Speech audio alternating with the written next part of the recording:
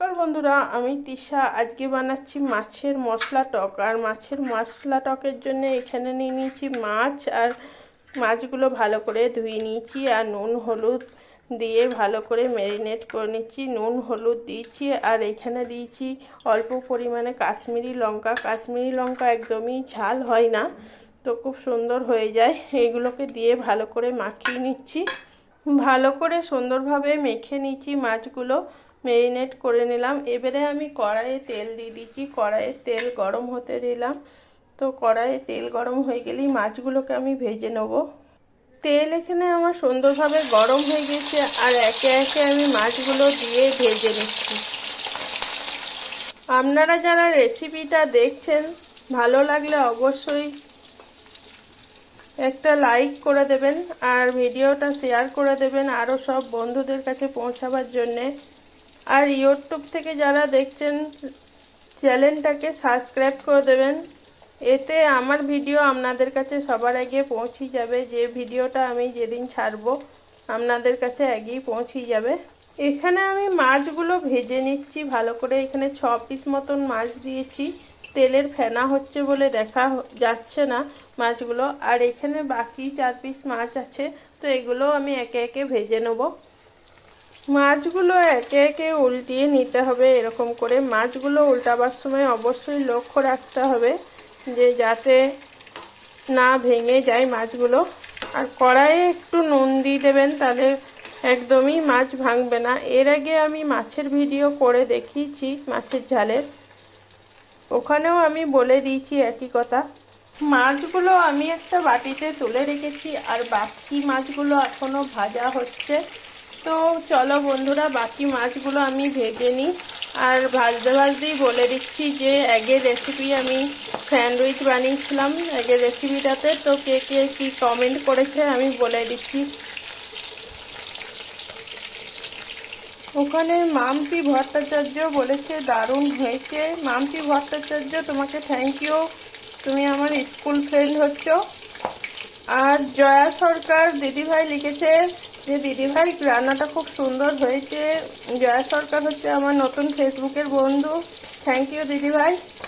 Dipta lifestyle, ও লিখেছে খুব সুন্দর রেসিপি। তো তোমাকে অনেক থ্যাংক ইউ, নতুন ফ্রেন্ড হচ্ছে তুমি, ফেসবুকের নতুন ফ্রেন্ড। থ্যাংক ইউ, অসংখ্য ধন্যবাদ কমেন্টটা করার জন্য তোমাকে। আজকের এই রেসিপিতে যারা সুন্দর কমেন্ট করবে প্রথম 10 জনের মধ্যে, আজকেও নামটা আমি পরের রেসিপিতে বলে দেবো। তো দেখতেই পাচ্ছ মাছগুলো খুব সুন্দরভাবে ভাজা হয়ে গিয়েছে। আর এই মাছের টকের রেসিপিটা আমি আমার পিসি শাশুড়ির কাছে শিখেছি। এটা ভাইফোঁটার দিনে ওখানে বানানো হয়েছিল। ওখানে পিসিরা সব মাছ বানাচ্ছিল আর আমি ভাবলাম কি যে পিসিরা মাছ বানাচ্ছে, আমি একটু হেল্প করি। তো পিসিকে বললাম মাছটা আমিই বানাবো, বাকি রান্নাগুলো তোমরা করো। তো পিসি বলল কি যে আমি তো আজকে মাছের ঝালের রেসিপিটা বানাই নাই। আমি প্রথমে ভাবলাম মাছের ঝাল, তো মাছের ঝাল যেহেতু আমি বেশি ভালোবাসি বানাতে, তো বললো মাছের টক বানাচ্ছি, মাছের মশলা টক। মাছের মশলা এমনি সিম্পল টকটা বানাতে জানতাম, এই টকটা আমি বানানো তখন শিখি নাই। তো পিসির কাছে এই রেসিপিটা শেখা। ওখানে 4 কেজি মাছের আমি বানিয়েছিলাম।